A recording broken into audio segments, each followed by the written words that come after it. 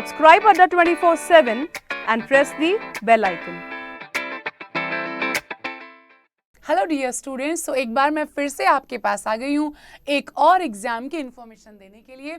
तो सबसे पहली बात भाई, अड्डा 24/7 और एसएससी अड्डा पर आप सभी लोगों का स्वागत है। एंड आई थिंक आप लोगों को पता चल गया होगा कि हर एग्जाम के लिए मैम आपको अपडेट देती रहती हैं और एग्जाम को लेके जो क्यूरियस क्वेश्चंस होते हैं वो मैं नोट करती रहती हूँ और जिसकी रिक्वेस्ट मुझे सबसे ज़्यादा मिलती हैं उसके ऊपर मैं अपना सेशन प्लान करती हूँ। तो भाई स्टेनोग्राफर एग्जाम निकला हुआ है एंड बहुत सारे बच्चों स्पेशली गर्ल्स की भी मेरे पास क्वेरी है कि मैम स्टेनोग्राफर करते क्या हैं, क्या होता है स्टेनोग्राफी में, या इस एग्जाम के लिए कैसे हमें मेहनत करनी है।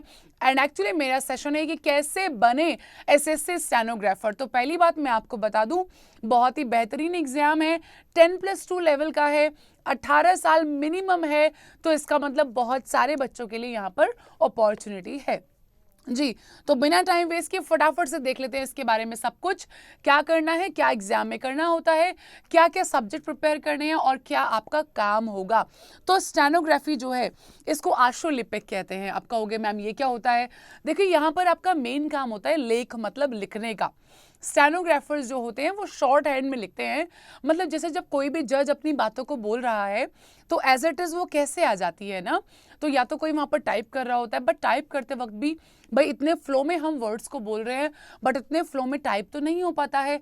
इसलिए शॉर्ट हैंड एक तरीका होता है जिसमें हर एक वर्ड का कोई ना कोई एक शॉर्ट तरीका होता है लिखने का। तो स्टेनोग्राफर्स उस तरीके को याद करते हैं कि इस पर्टिकुलर वर्ड को किस फॉर्मेट में लिखा जा सकता है। ठीक है, तो गाइज यही काम है स्टेनोग्राफर्स का, बहुत ही बेहतरीन जॉब है। बहुत सारे डिपार्टमेंट्स में आपको स्टेनोग्राफर बनाया जा सकता है। हम बात करने वाले हैं एसएससी स्टेनोग्राफर की। तो स्टाफ सिलेक्शन कमीशन में स्टेनोग्राफर्स की पोस्ट निकलती हैं, जिसमें मैंने आपको बताया कि जो 10+2 मतलब जो 12th वाले स्टूडेंट्स हैं, मिनिमम एज 18 और मैक्सिमम एज 30, मतलब इट्स अ लॉन्ग गैप, बहुत सारा समय आपके पास रहता है। 12th के जस्ट बाद आप चाहे तो स्टेनोग्राफर बन सकते हैं। ठीक है, स्टेनोग्राफर किन किन डिपार्टमेंट्स में होते हैं और क्या एक्चुअली वो काम करते हैं जान लेते हैं। तो देखिएगा, some of the main responsibility of a stenographer in a government organisation are of a personal assistant such as. तो स्टेनोग्राफर्स का मेन काम क्या होता है, वो असिस्टेंट होते हैं और वो क्या काम करते हैं, taking dictation and typing, dictation लेते हैं और उन्हें टाइप करते हैं। हैंडलिंग टेलीफोन कॉल्स, भाई टेलीफोन कॉल से जो जैसे माने कोई अभी आपका ऑफिसर है, उसके लिए एक कोई मैसेज है, आपको जल्दी जल्दी वो नोट करना पड़ा अपने ऑफिसर को बताने के लिए, भाई जिसके भी आप असिस्टेंट हो। So handling telephone calls, handling visitors sometime, maintaining engagement, जो लोग आ रहे हैं और जो भी आपके जिसकी भी रिपोर्टिंग आपको दी गई है उनसे मिलने के लिए जो लोग आ रहे हैं उनके एंगेजमेंट्स को मेंटेन करना।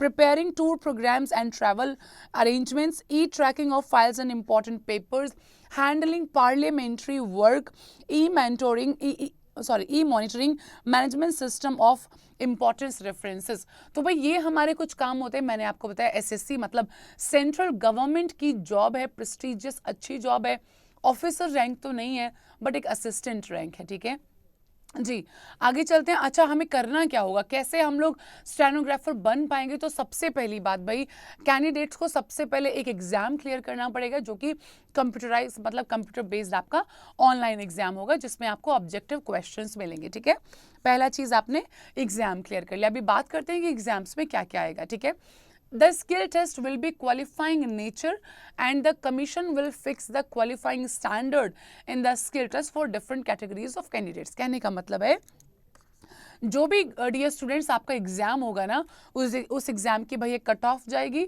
और वो कट ऑफ कौन तय करेगा, वही जो भी एग्जाम करा रहा है भाई, वही सिलेक्शन बोर्ड से कट ऑफ को भी तय करता है। ठीक है, candidates who qualify in the skill test will be recommended for appointment by the commission on the basis of total marks in the computer based examination।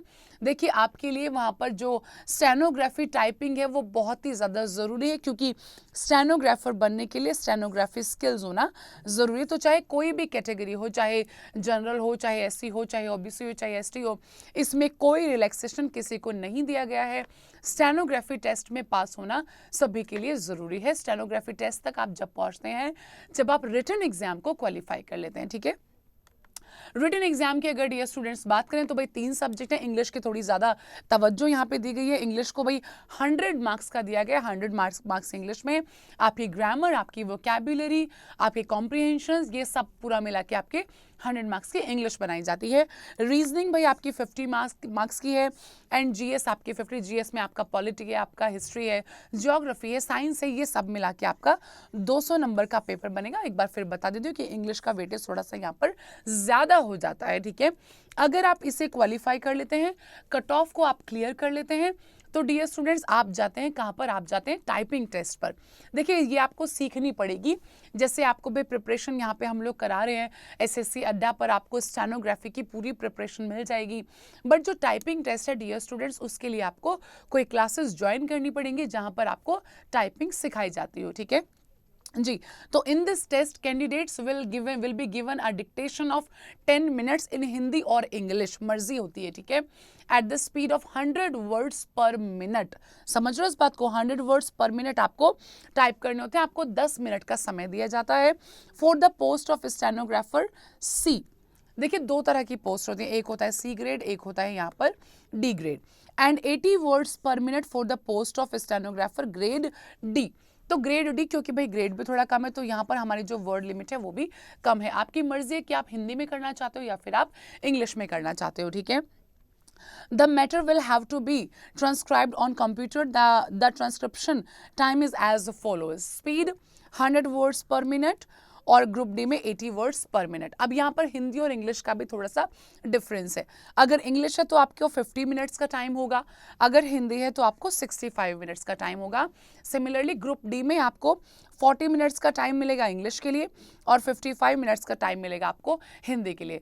तो स्टूडेंट्स ये हमारा स्टेनोग्राफी की सारी चीज़ें जो मैंने आपको बताई। पहली बात, कम से कम 18 साल आपकी एज होनी चाहिए, मैक्सिमम 30 ईयर्स आप होने चाहिए। क्वालिफिकेशन में भाई आपका 12th होना चाहिए, एक्स्ट्रा कुछ नहीं चाहिए, चाहे आपने 12th पीसीएम से किया हो, चाहे आपके पास साइंस थी, चाहे आपके पास मतलब होम साइंस हो, व्हाटएवर यू हैव, कोई इससे प्रॉब्लम नहीं है। तो आप इस एग्जाम में आप बैठ सकते हैं।